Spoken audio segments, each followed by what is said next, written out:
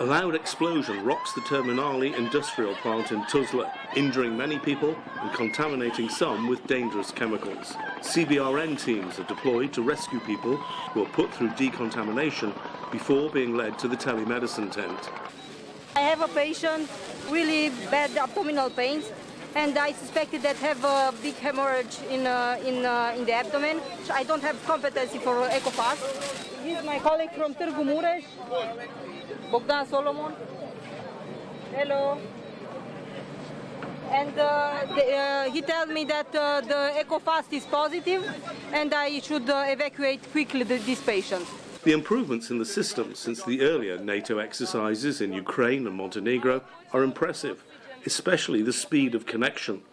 The multinational telemedicine system, known as MNTS, is now a real plug-and-play system.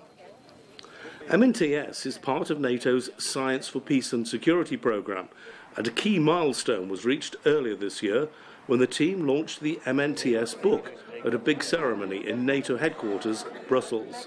To me, this goes to the heart of what NATO is all about, is bringing the best solutions in a network manner, in a NATO partnership framework, to the ordinary citizen, everyone who could be affected by such a situation of disaster. And this is a very, very powerful message that goes to heart of the citizens both in NATO and in allied country. It also sends an important public diplomacy message, if you want.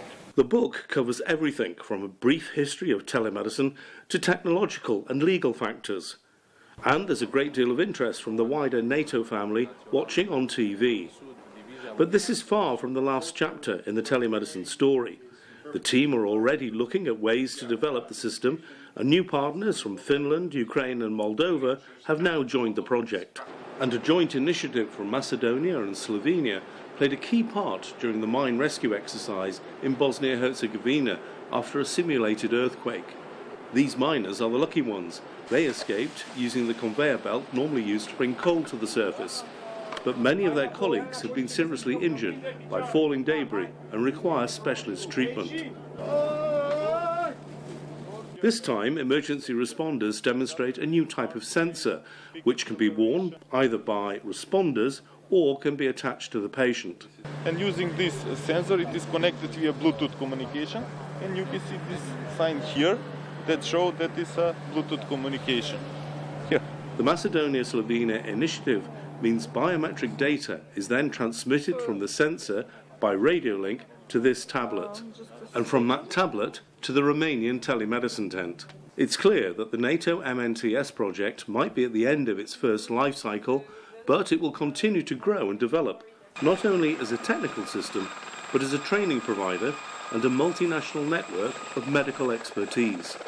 It's certain that the MNTS is capable of saving lives anywhere in the world, no matter how remote the location of the victim.